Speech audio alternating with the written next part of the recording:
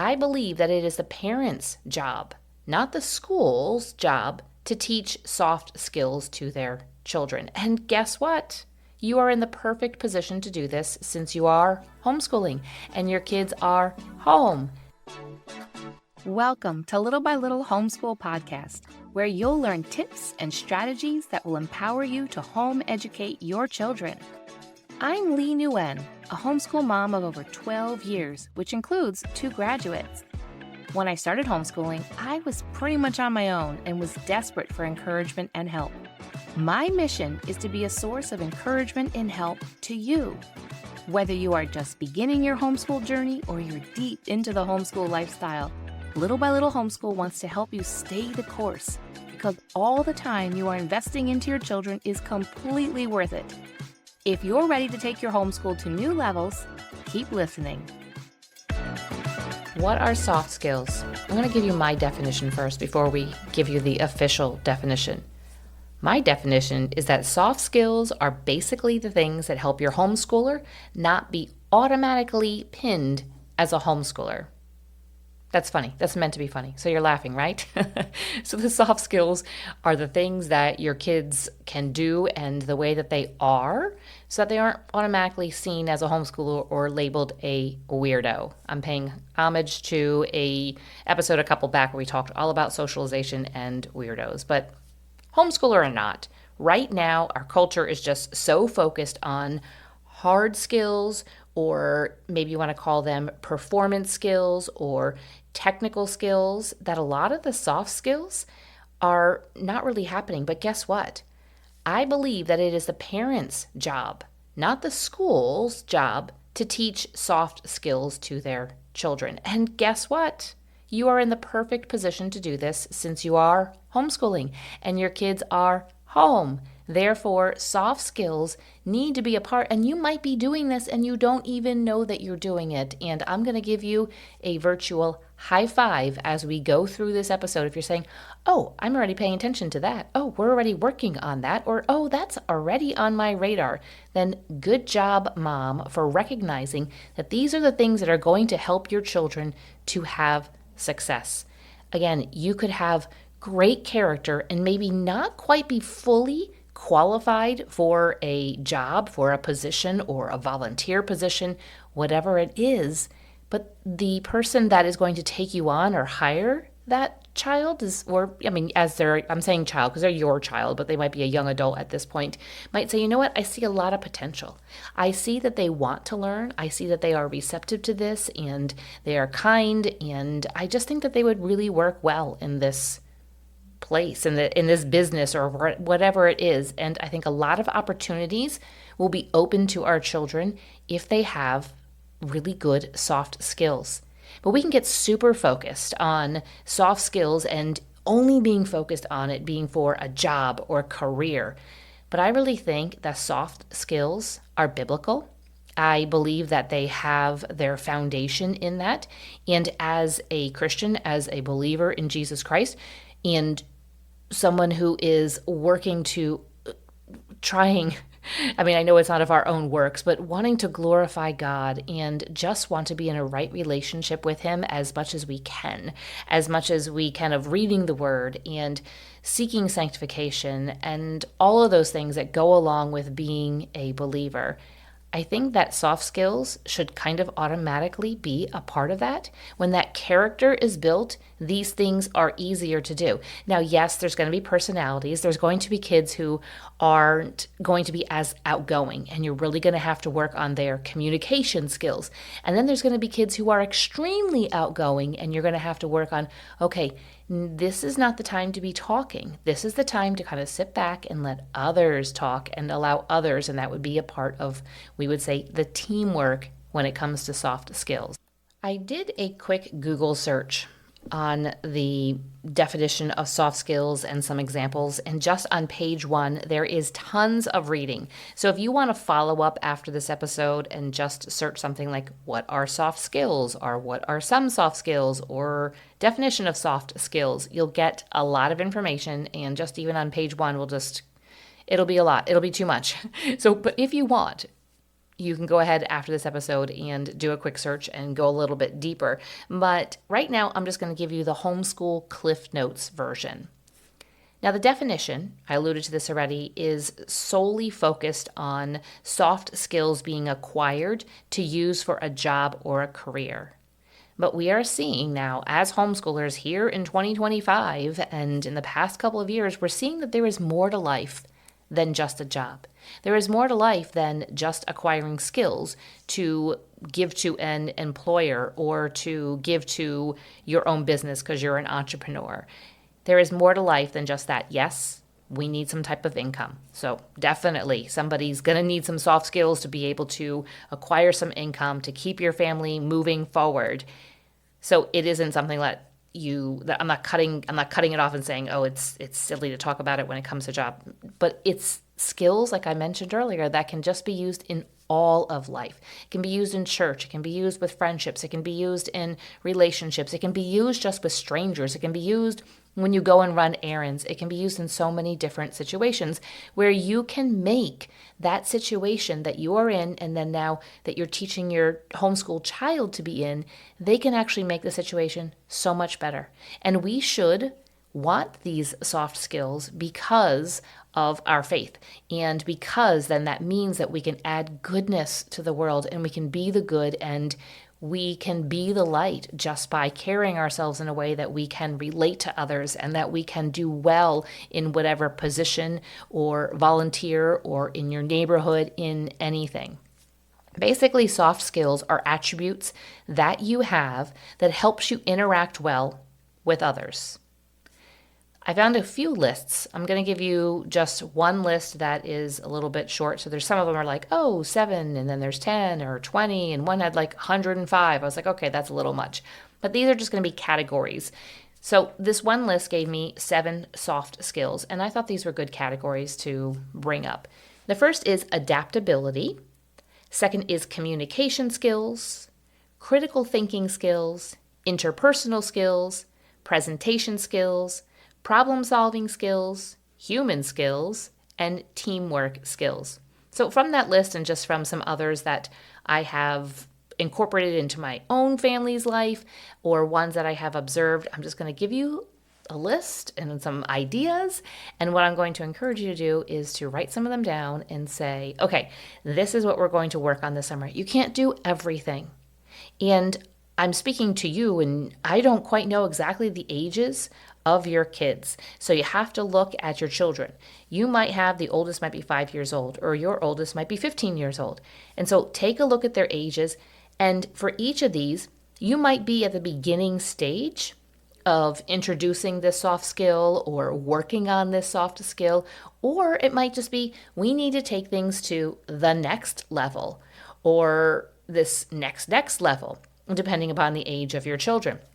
So let's talk about teamwork. How can you incorporate teamwork into your summer? Well, an idea would be to assign your children, the siblings, a project or maybe a chore that they have to do together. It doesn't have to be siblings. You can do something with friends or some other way, but this is just a very easy way to be able to do it at home.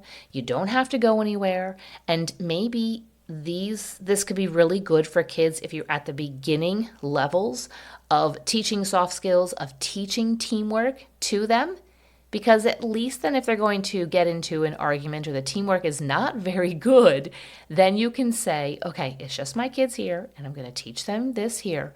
Or it could be that maybe your kids are just not clicking, they're not getting along, and having some type of chore or some type of project to do this summer would really be good for them to work on their teamwork. And hopefully then it will also build better relationships with them and help them work on their communication. With teamwork, there's a lot of problem solving that has to go on. There is problem solving in our life where it's us just having to problem solve on our own. And it doesn't necessarily directly affect, or at that moment, it doesn't affect anybody else, or we are responsible for problem solving. Think about all the problem solving that you do day in and day out as a mom. Well, something presents itself and you have to decide. It's not important for you to maybe consult your husband on that. For bigger things, yes, but You just have to decide at that moment. Maybe you're going to go to the pool and everybody is just having a meltdown. And you're like, okay, how can we make this work with still going to the pool? And there's just some problem solving you have to do. But in teamwork, it takes it to a whole new level when you have to problem solve. And you're going to have some kids, they're going to be like, no, this is how we have to do it. I know this is how it's going to work. And so you're going to help them work on their problem solving, work on their communication, and work on sometimes allowing their sibling to say, I want to do it this way. This is the way we need to do it. And another child knowing that it's not going to quite work that way. And you're able then to teach that other child who knows it's not going to work, like, it's okay. It's okay to let them fail. And so there's no exhaustive list when it comes to soft skills. I think when you start, as I'm talking here, I'm talking about teamwork, and then it's growing into problem solving, and then it's growing into communication. So they're all, I think, just intertwined. I don't think we can always just put it underneath one category. And again, these soft skills are things that are going to help your children in relationships with other people, whether it is strangers or it is people in a place of authority over them, or if they are in a leadership position and it's people that are below them, whether it's employees or just somebody that has to answer to them. It can be in church. It can be with friends. It can be in a relationship with a boyfriend or girlfriend someday, and just so many different ways that they can then apply this. All right, so let's then get into communication. So maybe teamwork. Let's go to teamwork. I really like this one. I'm going to encourage you to do this one. Come up with some type of project or some type of chore. Not like I need the bathrooms cleaned. Maybe I need the bathrooms cleaned every week. Like, I want maybe like a bigger chore. Maybe it's cleaning out the basement. Maybe it is going through and decluttering something. Maybe it's a playroom. Maybe it's cleaning up the garage or working on a garden. Some type of chore or project that's bigger than just taking a couple of minutes or even just taking a couple of hours, something that maybe was going to take them days to do. Maybe you want them to build a doghouse. Maybe you want them to design, I don't know, a tree house, and dad's going to help them then build it. I don't know. Just think of what you can have your kids do, and think of something that's not just going to happen one time, but that's something that they have to really work through. And maybe by the end of the summer, this big chore or this big project is complete. And that would be a fun way to end the summer, right? All right, let's go on to communication. Right now, with maybe your schoolwork, your curriculum put aside, I think you might hopefully find yourself with a little bit more brain space. Because during the homeschool year, we can just get so focused on our curriculum and we forget about some of these soft skills, and we forget about our kids doing things that basically that we are doing things for them that they could be doing that would actually be helping to teach them things, especially when it comes to communication here. So things like maybe you're at a restaurant, or maybe you stop somewhere at an ice cream shop one evening. I know we like to do that often now, don't we? Right? When the weather gets warmer, stop for some ice cream. And instead of you ordering for your child, you have them order themselves. You show them this is the list. Maybe they can't even read. That's okay. Read off the different ice creams and then talk to them about the different sizes, and you can decide if you're going to let them get something bigger than just a small or a kiddie size, but telling them what exactly to say. And you might have to pick them up to the counter so that they can communicate with probably the teenager on the other side of the counter what exactly that they want, and walk them through that process of deciding and then knowing exactly how to say it and being able to communicate that. Afterwards, giving them the money, then getting the ice cream and saying thank you. It could be out to dinner. It could be anywhere. It could be at the post office, the bank, at the grocery store. Encourage your children of any age to be the one that then interacts with the other person. Interacting with those in our neighborhood, interacting with those in the church. Again, this is something that we should be doing all year long. However, I know that our brain space can kind of just get so full and so much is going on. So I want to encourage you now that maybe you have a little bit room to think about this instead of you going up and doing it, being like, no, let me step back and let me have them do it. Let me empower them to be able to do this. Now, older children, an example could be maybe they have a driver's license and they go do grocery shopping for you. Maybe not a whole big order, maybe it's just a couple of small things, but let's make sure they know where things are in the grocery store. Talk to them through it. Maybe you do it, they come with you more often and they see what you're doing, and then you can just send them out. But just a little bit of things like that, running some errands for you where they are doing it themselves. So this is taking it to another level. This is assuming that you had that little child that you're picking up and that they are putting an order at the ice cream store. And now they're older and they're just going to the grocery store for you. You give them a list, you give them some cash or a credit card, and they go ahead and do it. And so it's taking it to another level. So that would be oral communication. There's also written communication. You know what would be fun? How about maybe some pen pals for the summer? Now, don't roll your eyes. I know sometimes you're like, oh no, that's more work. But maybe it's just your older child or one child that you have that's interested in communicating with somebody else. Maybe it's a cousin that lives further away. And I know you can get onto FaceTime. They can go through maybe your cell phone and text to their cousin or something like that. But there's something about writing an old-fashioned letter. Absolutely nobody dislikes getting mail. Everybody loves to get mail. Think about when you go to the mailbox. I still get mail and I'm like, ooh, what is this? It's pretty much junk mail, or most of it's for my son who owns his own business. I would say probably 98 to 99% of the mail that comes through is for him. So I go through the mail, I just put it at everybody's seat in the dining room table, and the rest is usually junk. But still, once in a while, there is something fun in there, which lately I've been getting some graduation announcements and graduation party invites. So those are really exciting to get. So another child is going to love getting a letter. Maybe it's just a postcard, or maybe it's a whole letter, but don't take this to like the level of, we're going to really work on our writing skills. And this is a child that maybe cries when you're talking about writing. I have done a couple of episodes about writing. You can take your homeschool mom hat off and just let them have some fun with it. So written communication. Get a pen pal and have them write some letters over the summer. Another one is adaptability. It is a skill that is often, I would say, lacking, and easily lacking with children. What do I mean by adaptability? It basically is when things are not going their way, we teach them how to react better. We teach them that, okay, yeah, we really wanted to go and do this, but we can't do it because of whatever the reason is. So let's adapt. Or we did get here. We had this whole day planned, and for some reason the place is closed or something.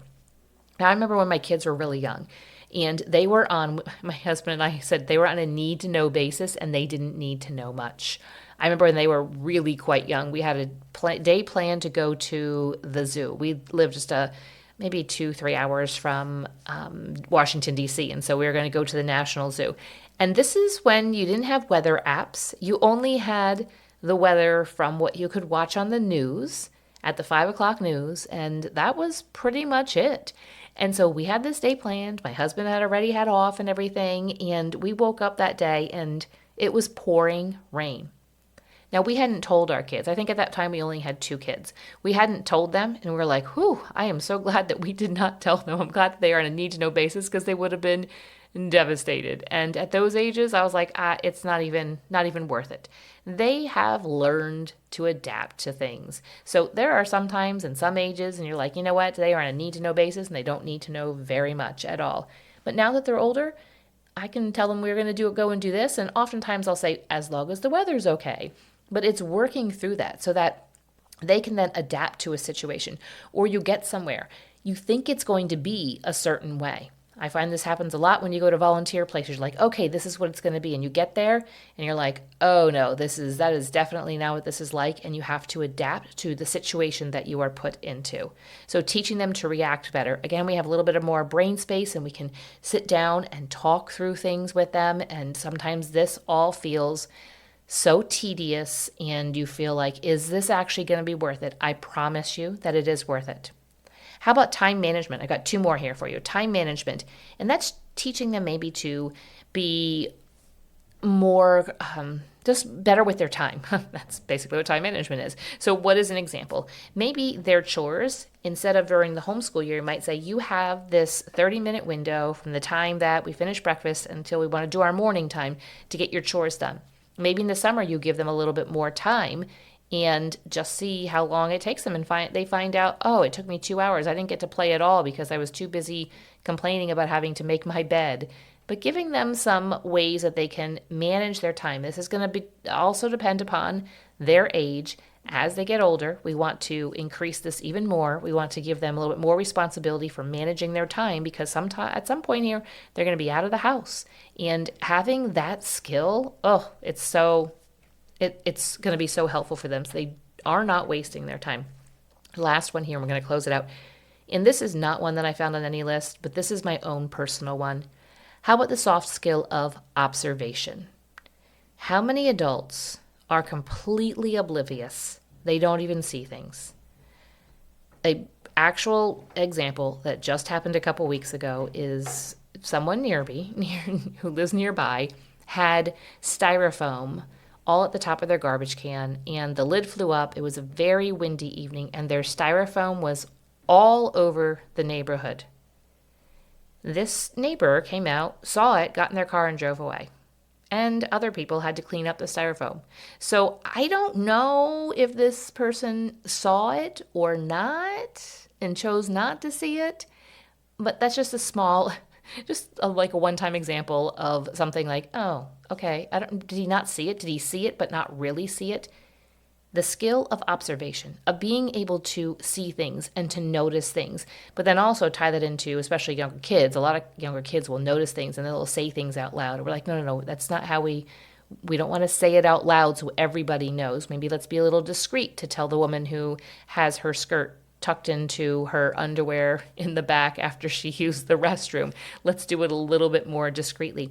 But just the soft skill of observation, of being able to even see and interpret kind of how people are reacting to something and to notice things around us. I feel like it's a skill that is really going to serve kids really well.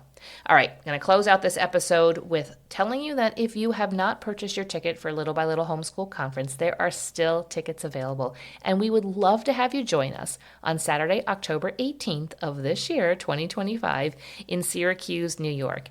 Zan Tyler and Whitney Newby will be joining me in speaking at the conference. We've got a catered lunch. We're going to have a coffee break. There's going to be a maker's market. It's just going to be a day of refreshment. The goal is for it to feel like a retreat and just a day for you to breathe and just to enjoy yourself. You can get more details at littlebylittlehomeschool.com/conference. That link will be in the show notes for you as well. Now, go ahead. I hope you wrote down some of these ideas today and see how you can start being intentional and purposeful in including them in your summer with your children. Thank you for listening, friend. I'd love to connect with you more. You can find social media links in the show notes and share this episode with a friend who could use a boost to her homeschool. See you back here real soon.